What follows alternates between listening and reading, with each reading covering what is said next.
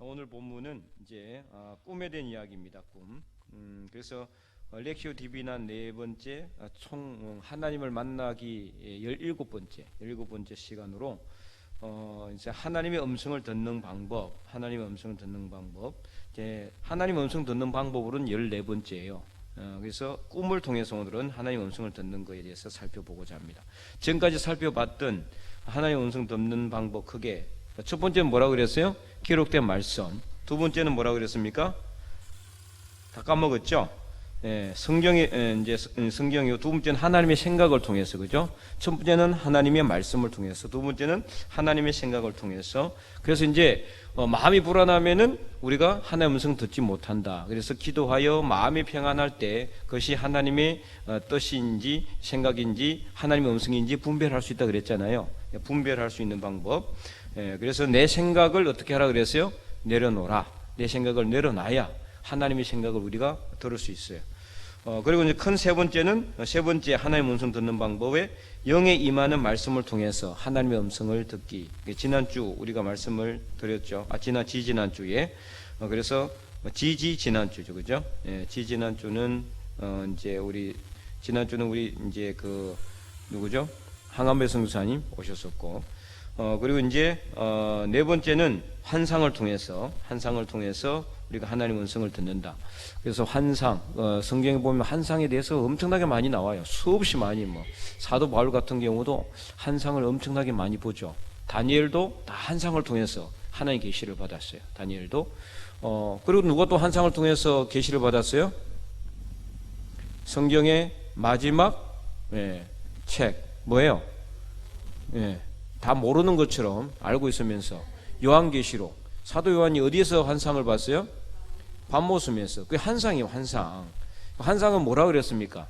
내가 이성적으로 판단할 수 있는 상황에서 보는 거예요. 막 술에 취해 가서 보는 게 아니고 비몽사몽간에 보는 그런 게 아니라 딱 구분할 수 있어요. 지금 내가 뭐 하고 있는지 다 알고 있어요. 눈 뜨고 있고 정신 말짱한 상태에서 보여주는 겁니다. 그게 환상이에요. 그게 환상. 그래서 성령 예수 그리스도께서 이게 계시를 주시는 내용이 바로 이제 요한계시록이죠. 그래서 먼저 뭐부터 시작합니까? 아시아 7교회에 편지를 보내면서, 그리고 그 편지 내용이 끝나고 나서는 이제 말세에 나타날 징조들에 대해서 쫙 말씀을 하셔요. 그리고 천국의 모습이 어떻게 될 것인가에 대해서도 쭉 다 환상을 통해서 계시를 주시죠. 환상. 이렇게 환상을 통해서 우리가 하나님의 음성을 듣게 될 수 있어요. 두 가지가 있다 그랬죠. 환상은 그냥 보여줌으로써 미래에 일어날 일을 그냥 알려주는 것도 있고, 하나는 뭐라고 그랬어요? 우리에게 보여줘서 그 하나님의 뜻이 환상을 통해 이루어지도록 하고자 하는 그런 뜻이 있다는 거죠. 이게 대표적인 게 뭐예요? 사도 바울이 2차 선교 여행을 떠나려고 할 때에 환상 가운데 성령께서 나타나셔서 아시아에서 더 이상 복음을 전하지 못하게 하고 어떻게 해요? 유럽으로, 마게도냐로. 그래서 이 마게도냐로 이렇게 가게 되잖아요. 그 성이 바로 빌립보고 오늘날 이제 그리스의 필리포스라는 그 동네입니다. 자, 그걸 통해서 복음이 유럽으로 가고, 유럽에서 미국에서 또 우리나라로, 중국으로, 일본으로, 전 세계로 퍼져나가는 그런 역사가 일어나게 되는 겁니다. 자, 오늘은 이제 크게 5번째, 하나님께서 무엇을 통해서 우리에게 말씀하실까요?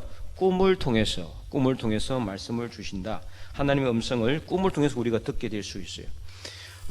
오늘 본문은 우리가 너무나 잘 알고 있는 내용이죠. 요셉이 꿈을 꾸죠. 2번 꿈을 꿉니다. 첫 번째 꿈은 곡식을 묻고 있는데 내 단은 일어나고 형들의 단이 다 자기를 향해서 절을 하는 꿈을 꿔요. 그리고 이제 두 번째 꿈을 꿨는데 해와 달과 11별이 자기를 향해서 절을 하는 꿈을 꾸죠. 이게 엄청난 꿈이죠, 사실은. 첫 번째 꿈만 해도 이렇게 형들한테 미움을 받을 수 있는 건데, 두 번째 꿈은 해와 달은 뭐를 의미할까요? 부모님, 아버지 어머니를 이야기하는 거예요. 아버지 어머니와 형제들 다 자기를 향해 절하는. 근데 나중에 어떻게 됐습니까? 그대로 실현되잖아요. 그대로 이루어져요. 야곱이 나중에 가서 요셉에게 절해요. 왜? 총리니까. 아무리 자기 아들이라 그러지만은, 그죠? 자기 아들이라 그러지만은 직분적으로 하면은 완전히 이렇게 게임이 안 되는 그런, 자기는 이방 나라 사람이고 요셉은 그 나라의 총리가 돼 있었으니까 절을 하게 되죠. 형들도 절을 하죠. 그래서 그 꿈을 하나님께서는 요셉을 통해서 이루신다. 근데 요셉은 그 꿈을 계속해서 가지고 있었던 거죠. 그리고 아버지도 그 말을 간직해 두었어요. 그 나중에는 깨닫게 되죠. 야, 내 아들 요셉을 통해서 하나님이 나의 조부 아브람과 나의 아버지 이삭과 나에게 주셨던 그 약속, 언약의 말씀을 이렇게 이루시는구나. 하나님께서 그 다 멸망할 수밖에 없는 그 열악한 환경과 조건 하에서도 하나님께서 이스라엘 백성들을 장정만 60만 명이 되는 거대한 민족으로 만들게 된 것이 하나님의 꿈, 요셉 한 사람에게 주신 그 꿈을 통해서 하나님이 원대한 그 역사를 이루신다는 것. 오늘 우리도 마찬가지예요. 우리가 꿈을 꾸면은 그 꿈을 통해서 하나님께서는 어마어마한 역사를 이루신다는 겁니다. 그래서 그 꿈을 어떻게 꿀 수 있느냐, 이게 이제 우리에겐 관건이죠. 자, 오늘 본문을 통해서 이런 내용들을 우리가 한번 살펴보도록 하겠습니다. 그래서 우리가 실제 이제 꿈을 꾸는데, 여러분들은 꿈 많이 꾸잖아요, 그죠? 네, 꿈. 어제 꿈 꾸신 분. 꿈의 종류는 크게 이제 여러 가지로 나눕니다. 근데 분명한 어떤 의미가 있는 꿈이 있어요. 의미가 있는 꿈. 그런데 이제 전혀 무의미한 꿈이 있어요. 그걸 무슨 꿈이라 합니까? 개꿈. 근데 개꿈이 웃기지만은 실제 사전에 나와 있는 꿈이에요. 예, 여러분 의학사전, 국어사전 딱 펼쳐요. 개꿈 하면은 뭐 어떻게 돼 있느냐? 개꿈. 내가 찾아놨는데 대중 없이 어수선하게 꾸는 꿈. 대중 없이 어수선하게 꾸는 꿈이 개꿈이라고 분명히 나와 있어요. 네, 그러니까 그 개꿈 어떤 꿈이냐, 막 여기 갔다 저기 갔다 막 이상하게 뭐 아무 스토리가 없어 하나도. 나중에 이게 뭐 내가 뭔 뜻이지 이런 정도로 무의미한, 전혀 스토리가 없어요. 앞뒤가 안 맞아. 이게 대중 없다는 게 그 말이잖아요. 어수선해. 그리고 어수선해. 그러다 보니까 이 막 그 개꿈은 꾸고 나서도 별로 뭐 그냥 의미가 없어요. 네, 큰 그게 없고. 그러나 의미가 있는 꿈이 있다는 거예요. 의미가 있어요. 잊어버리지가 않아요. 시간 지나도 안 잊혀져. 개꿈은 시간 지나면 어떻습니까? 빨리 잊혀집니다. 네, 빨리 잊혀져요. 그래서 기록해 놓지 않으면 모르는데, 그러나 하나님이 주시는 의미가 있는 꿈은요, 안 잊혀집니다. 절대로. 네, 왜냐하면 하나님께서 그 꿈을 우리에게 주셨기 때문에. 그리고 하나님이 주신 꿈은 어떻느냐? 네, 서투리가 있어요. 서투리가. 그리고 영적인 메시지가 포함되어 있습니다. 영적인 메시지. 네, 그것이 바로 하나님이 주시는 꿈입니다. 그러면 이제 그 꿈을 어떻게 우리가 해석할 수 있는, 어떻게 이제 이게 정말, 그러면 하나님 이제 스토리가 있긴 있는데 하나님이 주신 꿈인지 아닌지를 어떻게 우리가 이렇게 분별할 수 있느냐? 기도할 수밖에 없는 거예요. 성령께 간절하게 기도함으로 그 꿈이 정말 하나님이 주신 꿈이라면은 그 꿈을 내가 이루기를 원하실 것이고, 그러나 그 꿈이 하나님이 주신 꿈이 아니라면은 의미가 없는 것이겠죠. 그러니까 열심히 기도하는 것 말고는 다른 방법이 없어요. 다른 방법이. 실제로 오늘 본문에는 요셉은 두 분의 꿈을 정확하게 기억하죠. 그리고 그 스토리가 분명히 있어요. 형들의 곡식단이 자기의 단을 향해서 절을 하고 해와 달과 11별이 자기를 향해서 절을 하는 분명히 스토리가 있죠. 스토리가. 그래서 지금으로서는, 그 당시로서는 도저히 허황된 꿈처럼 보여요. 도저히 일어날 수 없을 것 같잖아요. 그 당시로는 요셉은 막내였거든요. 예, 완전히. 그래서 그는 어떻게 보면은 형들한테 자기가 머리를 굽혔으면 굽혔지, 어떻게 형들이, 당시는 상당히 가부장적인 시대였어요. 그리고 항상 장남을 통해서 모든 일들이 이루어져요. 그러니까 맨 마지막 꼴찌인 이 요셉이 형들에게 절을 받는다는 것 자체가 불가능한 거죠. 그러니까 허황된 꿈 같지만은 하나님이 주신 꿈이기 때문에 요셉은 그 꿈을 간직했고, 그 꿈을 갖다가 이루어가는 것을, 하나님이 그걸 통해서 이루어가는 것을 자기가 보게 되죠. 성경에는 이처럼 하나님의 뜻과 계획을 알려주는 꿈들이 많이 있어요. 창세기 20장에 보면은 아비멜렉이 아브라함의 아내 사라에 대한 경고를 받죠. 그때 아비멜렉은 이제 그 왕의 이름이죠. 블레셋의 왕의 이제 그 명칭이 아비멜렉인데, 그 이제 아브라함이 이제 그 일을 이렇게 기근을 이렇게 이제 피해서 그 땅으로 내려갔으니까 자기 아내 사라를 누이라고 속였거든요. 그러니까 아비멜렉이 자기 아내로 삼으려고 데리고 왔는데, 근데 하나님께서 어떻게 해요? 꿈에 아비멜렉에게 나타나서 만약에 이 사라를 아내로 취하면은 다 죽는다. 막 그렇게 겁을 주죠. 그러니까 나중에 아비멜렉이 다시 돌려보내잖아요. 그런 경우도 있고, 창세기 28장에 보면은 베델에서 누가 꿈을 꿉니까? 야곱이 꿈을 꾼, 이는 꿈입니다. 환상이 아니고 꿈을 꿨는데 그 꿈 속에서 하나님께서 나타나셔서 말씀하시죠. 31장에도 보면은 외삼촌 라반이 이제 그 야곱이 외삼촌 라반의 집에서 몇 년 동안 일했습니까? 예, 20년 동안 일했어요. 20년.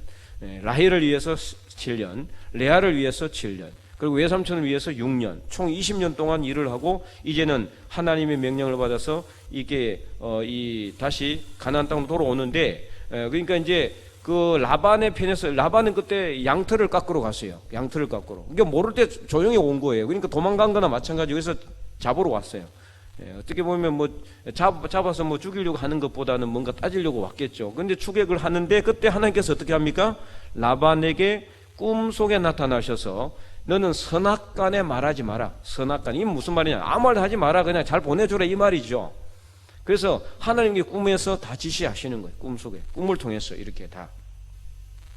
그 다음에 창세기 40장에서 41장에 보면은 어떤 내용이 나옵니까? 요셉이 이제 꿈을 자기의 꿈을 꾸지 않고 이렇게 보디발의 그 이 아내의 그 이제 유혹을 받았지만 뿌리친 것으로 인해 가지고 오히려 이렇게 이제 그 이제 모함을 받아가지고 감옥에 갇혔는데 간수장 둘이 들어오죠. 떡 맡은 가는 장, 술 맡은 가는 장, 두 사람이 들어오는데 나중에 떡 맡은 가는 장은 두 사람이 꿈을 다 꾸어요. 그런데 떡 맡은 가는 장이 꿈꾸면 자기가 죽는 꿈이고, 술 맡은 가는 장은 다시 복직되는 꿈이었어요. 그 꿈을 다 해석해 주죠. 그 나중에 술 맡은 가는 장 복직이 됩니다. 2년 후에 바로도 그 애굽 왕 바로가 꿈을 꾸는데 두 번 꿈을 꾸잖아요. 그래서 파리아 이제 이게 아주 마른 줄기 그리고 마른 줄기와 충실한 줄기, 그 마른 줄기와 충실한 줄기를 갖다가 먹어버리죠. 그다음에 또 꿈을 꾸는데 파리한 소가 이렇게 충실한 소를 먹죠. 이게 두 번을 꿈을 꾸고 나서 온 술객들을 다 모아놓고 다 복술가 점술가들 다 불러놓고 꿈을 해석하라고 하는데 아무도 해석을 못하는 거예요. 그때 술 맡은 가는 장이 이제 2년 전에 내가 히브리 한 소년에게 그 종에게서 꿈을 해석을 받았는데 그대로 됐다. 이게 바로가 부르죠. 그 내용이 창세기 40장 41장에 나와요. 그래서 요셉은 늘 꿈과 관련이 있어요. 꿈. 다른 사람 꿈도 해석해주고 자기도 꿈을 꿨고, 그리고 이제는 바로의 꿈을 해석해 주므로 그 꿈대로 이렇게 꿈을 해석해 줘가지고 이 바로가 보니까 이거는 그냥 일반 사람이 아니다.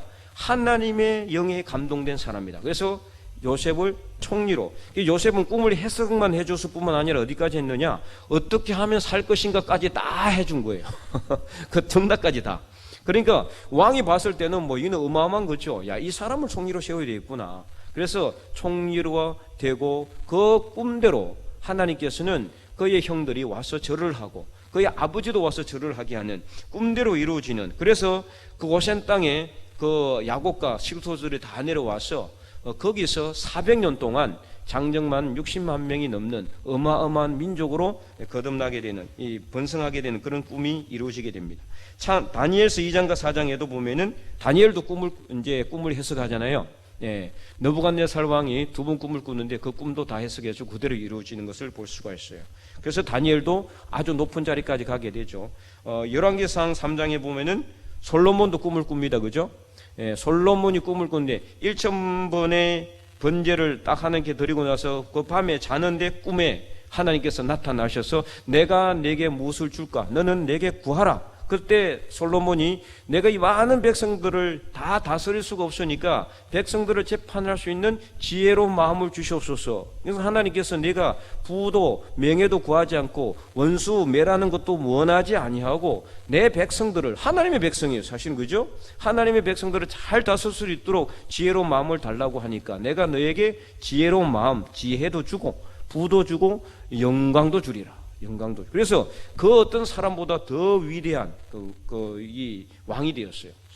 그 꿈대로 하나님께서 그대로 이루어지는 거죠. 꿈에 하나님께서 나타나셔서 솔로몬에게 약속하셨고 그 약속된 대로 하나님께서 그대로 이루어지는 것을 볼 수가 있습니다. 자, 이처럼 꿈이라는 것은요, 우리가 의미가 있는, 하나님이 주시는 꿈은 정말 우리에게 엄청난 역사를 이루게 된다는 거예요. 그래서 여러분들이 꿈을 꾸면은 그냥 헛투리 지나서면 안 돼요. 잘 생각해 보셔야 돼요. 개꿈인 것은 깊이 생각할 필요 없습니다. 왜 이럴까? 왜 이렇게 대중 없이 왔다 갔다? 그건 개꿈이에요, 개꿈. 그러나 개꿈이 아니고 이 내용이 스토리가 있고 일사불란하고 처음부터 끝까지 어떤 내용이 분명히 있다면은 이것은 하나님이 주신 꿈일 가능성이 상당히 많아요. 그 꿈을 그냥 이게 치우치면 안 돼요. 그냥 내버려 두면 간과해서는 안 된다는 거예요. 그 꿈을 가지고 기도해 보셔야 돼요. 하나님께 왜 이런 꿈을 주셨는지. 만약에 하나님이 주신 꿈이라면은 기도하면 하나님께서는 분명히 응답하십니다.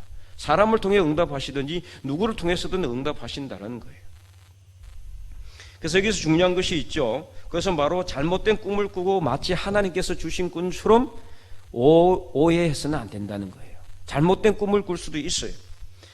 그래서 예레미야 23장에 보면은 이런 내용이 있어요. 예레미야 23장 25절에서 27절 말씀 우리 한번 읽어보도록 하겠습니다. 지금 나오죠? 우리 다 함께 읽을까요? 내 이름으로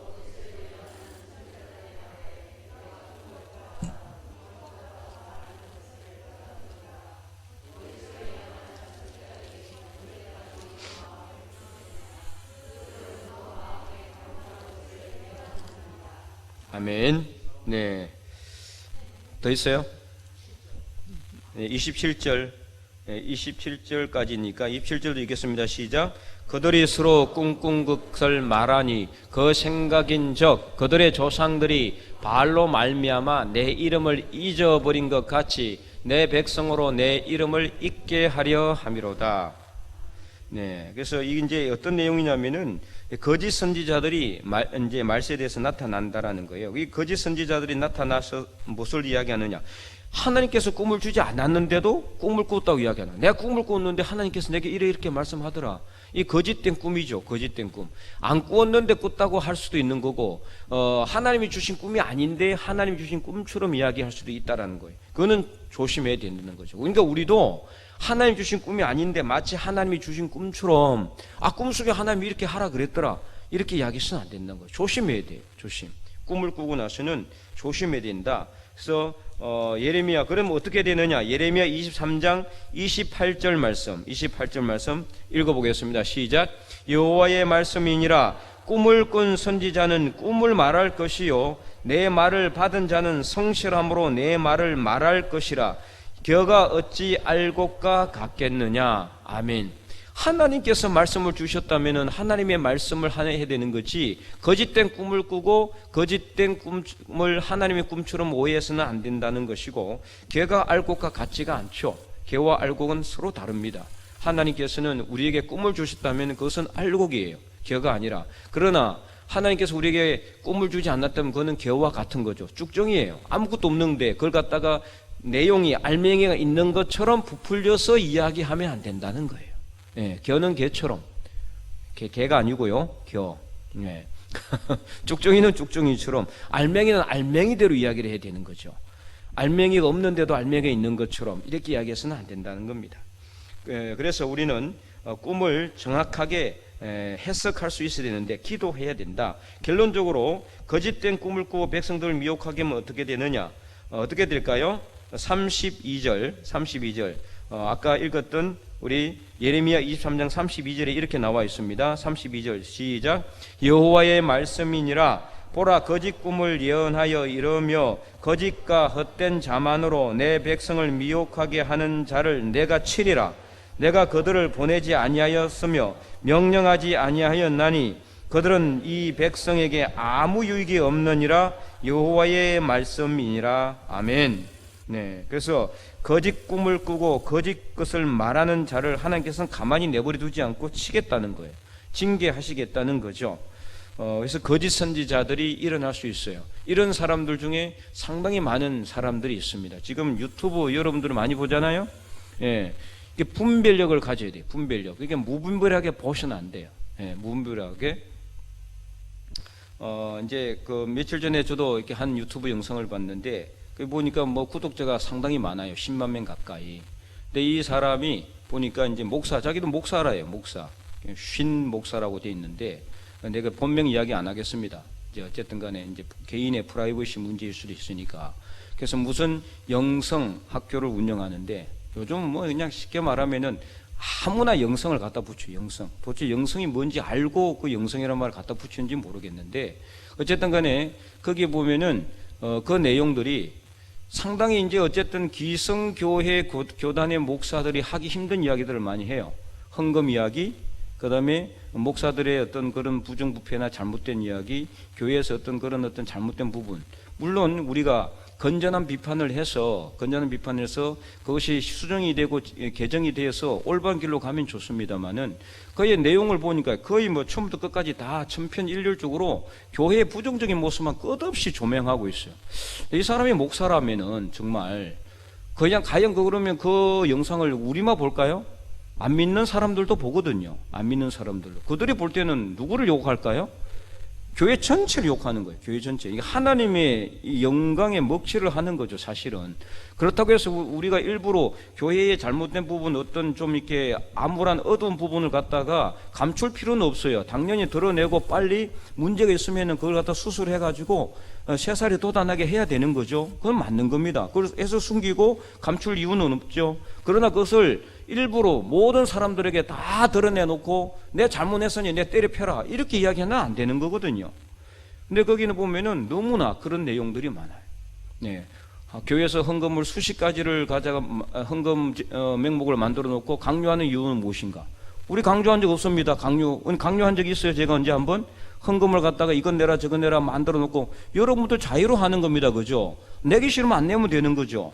자기가 내고 안 내고는 자기 자유로 하는 건데 그걸 갖다가 그러니까 일부 교회에서 그렇게 하는 거예요. 일부 특별히 이단적인 그런 교회에서는 상당히 헌금을 많이 강요해요. 그래서 막 그 교회 건물 건축하니까 막 한 사람 앞에 뭐 장로들은 1억씩, 권사들은 막 1,000만씩 이런 식으로 막 딱 배정을 해가지고 이 잘못된 거죠. 사실은 어떻게 보면은 자기 자유로 해야 되는 건데 자유로. 예, 어쨌든 간에 그런 것들, 그러니까 아주 일부적인 것을 가지고 어떻게 전체적인 것으로 부풀려서 이야기하는 거예요. 부분 오류예요. 부분 오류. 그걸 갖다가 아주 일부분을 갖다가 전체적인 것으로 이렇게 고장해가지고 이야기하는 거. 그건 잘못된 거죠. 예. 그리고 목사들에 대해서도 얼마나 그 신랄하게 비판하는지 몰라요. 그럼 물론 목회자들 중에서 잘못된 사람도 있긴 하죠. 그러나 대부분의 목회자들은 정말 자기 맡은 자리에서 충성을 하고 최선을 다합니다. 예. 최선을 다해요.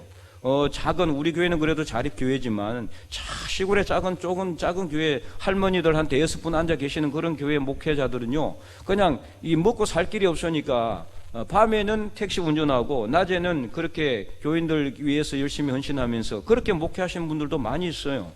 그런데 목사들은 다 보면은 이렇게 교인들에게 헌금 강요해가지고 자기들 먹고 사는 방편으로 오히려 교회를 갖다가 장사하는 집으로 만든다 이런 식으로 이야기를 하다. 이건 정말 너무나 가슴이 아팠어요. 이런 것들이 지금 무분별하게 유튜브에 막 올라오고 있어요. 꿈에 대해서도 억수로 많이 올라와 있는데, 이거 정말 큰 문제다. 유튜브나 아니면은 SNS나 이런 것들이 오늘 우리에게 있어서 그냥 가만히 교회 성전에 나오지 않아도 집에 앉아서도 얼마든지 예배 드릴 수 있게 하는 그런 부분에 있어서는 상당히 강점이 있지만은, 그러나 너무나 무분별하게 아무에게나 다 열려있어 개방되어 있기 때문에 성도들이 분별력이 없는 사람들은 그거 보고 그래서 그 밑에 댓글을 보면은요, 참목자입니다 막 이렇게 써놓고 목사님 너무나 존경합니다. 다 교인들이 읽어보니까 교인들. 지금 그럼 어쩌자는 겁니까? 자기들 교회 다 나오고 박차고 뛰어나와서 그 사람 중심으로 모이면 나중에 그 사람이 교주가 되는 거예요. 그게 교주가. 그 사람들이 모여들고 이러면 어떻겠어요? 이거 되는구나. 교회를 막 욕하고 비판하니까 그 소리 막 한 번도 교회에서는 한 번도 하지도 않고 듣기 힘들었던 이야기를 막 시원하게 속 시원하게 막 쏟아내 주니까 그냥 사람들이 몰려드는 거예요. 사람들이. 그런 비판적 시각을 가진 사람들이 다 몰려가는 거예요. 교회에서 비판을 하지 말라는 게 아닙니다. 비판 당연히 해야 돼요. 잘못된 거 있으면 고치고 수정해야 됩니다. 그러나 비판을 위해서 비판을 하면 안 되는 거예요.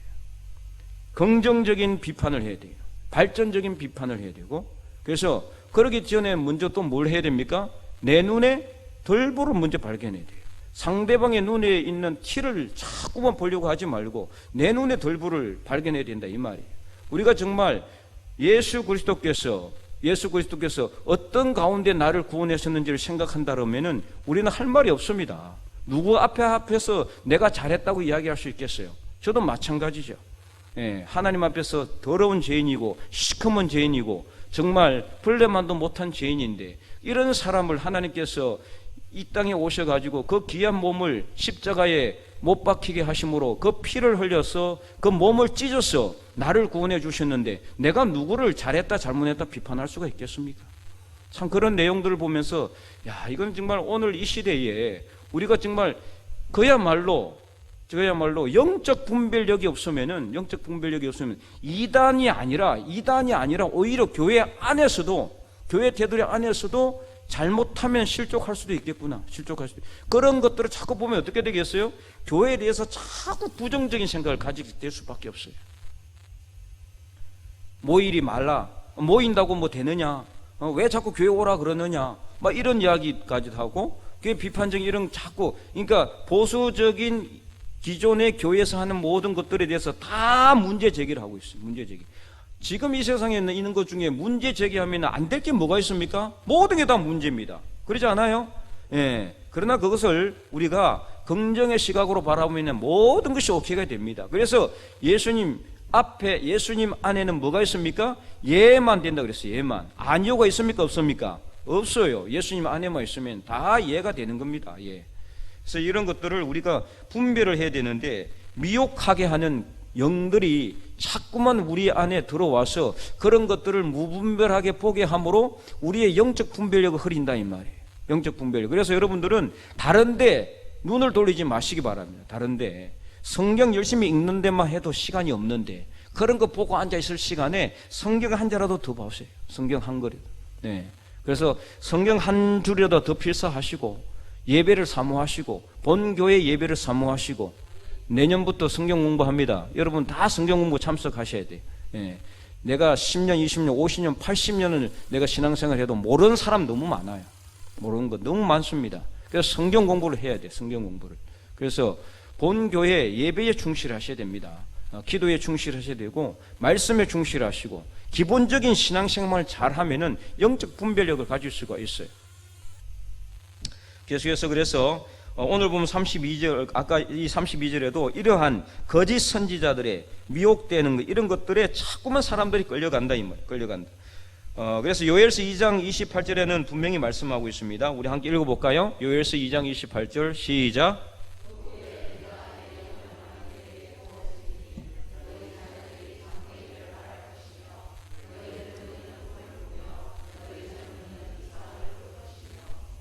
아멘. 네. 늙은이는 꿈을 꾼다. 꿈. 그래서 꿈이라는 거는요, 예, 젊은 사람만 꾸는 게 아닙니다. 예, 나이 들었다고 꿈이 없어집니까? 장로님 꿈 잘 안 꾸집니까? 예, 꾸자던 거죠. 나이 들어 다 꾸면 돼요. 장로님 나이 들었다고 이야기하는 건 아닙니다. 네, 젊어도 꿈을 꾸고 나이가 들어도 꿈을 꾸고 꿈이라는 거는요 누구나 꾸게 돼 있어요. 그런데 그 꿈을 어떤 꿈을 꿔야 되느냐? 바로 요셉처럼 하나님이 주시는 꿈을 꾸시기를 바랍니다. 네, 그 꿈을 꾸기 위해서는 어떻게 되느냐? 사모하는 마음이 있어야 돼요. 사모하는 마음이 있어야 되고 꿈을 꾸면은 영적 분별력을 가지고 기도함으로 이것이 정말 하나님이 내게 주신 꿈이라면은 뒤로 돌아보지 말고 앞만 향해서 가시면 되는 거예요. 그 꿈을 향해서. 그러면 분명히 하나님께서 꿈을 이루어 주시는 겁니다. 그래서 오늘 우리는 이 요셉의 꿈을 통해서 요셉은 자기가 너무 어렸을 때 꿈을 꿨잖아요. 예, 너무 어렸을 때 꿈을 꾸고 그것을 형들한테 다 말해버려 가지고 형들이 시기함으로 인해서 그를 팔아버렸는데 이것도 다 또한 무엇입니까? 하나님의 섭리예요. 섭리. 만약에 형들이 그를 노예로 팔지 않았으면은 그가 애굽으로 가지도 못했겠죠. 애굽으로 가지 못했다면은 기근을 피해서 야곱과 그의 식구들이 애굽으로 오는 일도 없었을 것이고 그 애굽이라는 큰 방패 아래에서 그들이 엄청난 민족으로 번성하게 될 수도 없었을 것입니다. 모든 것이 하나님의 역사요, 하나님의 섭리죠. 그러니까 우리는 어떻게 되느냐? 우리는 다만 이 하나님의 원대한 역사의 그 계획 안에서 우리 한 사람 한 사람들은 다 하나님이 주시는 꿈을 꾸고 그 꿈을 하나씩 이루어가는 거예요. 그 꿈들이 서로 모여서 뭐가 되는 겁니까? 하나님의 역사를 이루는 것이고 하나님의 나라를 이루는 거예요. 그러므로 오늘 우리도 꿈을 꾸시기 바랍니다. 그 꿈을 사모하시기 바랍니다. 그 꿈은 젊은 사람이든 나이가 있는 사람이든 누구나 꿀 수가 있습니다. 오늘 여기 우리 청년들도 있고 우리 고등학생들도 있고 고등학생도 앉아 있는데, 하영이 고등학생이야? 고1이지? 어쨌든 간에 고등학생도 앉아 있고 제일 어린 하영이도, 우리 하영이도 꿈을 꿀 수 있어요. 그잖아요. 그죠? 우리 청년들도 꿈을 꿀 수 있는 거죠. 나이가 드신 분도 꿈을 꿉니다. 꿈을 꾸는 거예요. 우리 이정우 집사님도 꿈을 꿀 수 있는 겁니다. 그죠? 네. 지금으로서는 연세가 가장 많으신 것 같아요. 저 뒤에 김계자 집사님, 각상설 집사님도 앉아 계시는데 꿈을 꿀 수 있는 겁니다. 꿈이란 건 누구나 꿀 수 있는 거죠. 근데 그 꿈을 꿀 수 있는 그 시간에 꿈을 달라고 하나님께 기도해야 되는 거예요. 어떤 꿈이냐? 하나님의 꿈을 달라고 기도해야 되는 거죠. 개 꿈이 아니라 하나님의 꿈을 주시옵소서.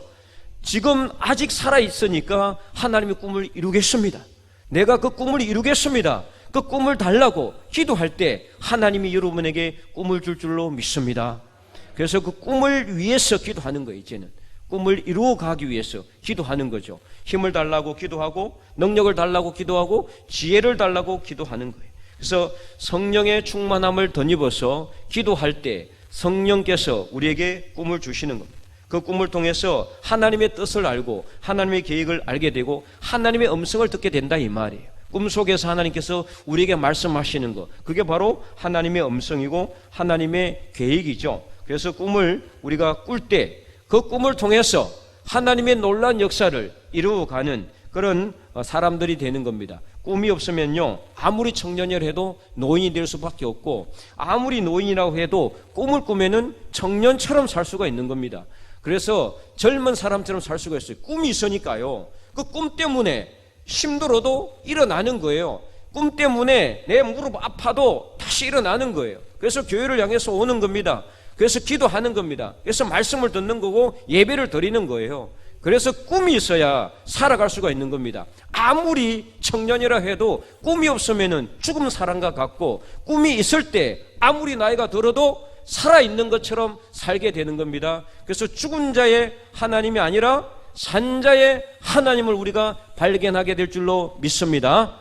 그래서 오늘 우리가 꿈꾸는 요셉이 되고 꿈꾸는 자들이 되어서 이 시대를 하나님의 꿈을 이루어가는 하나님의 거룩한 백성들이 다 될 수 있기를 주님의 이름으로 간절히 축원드립니다.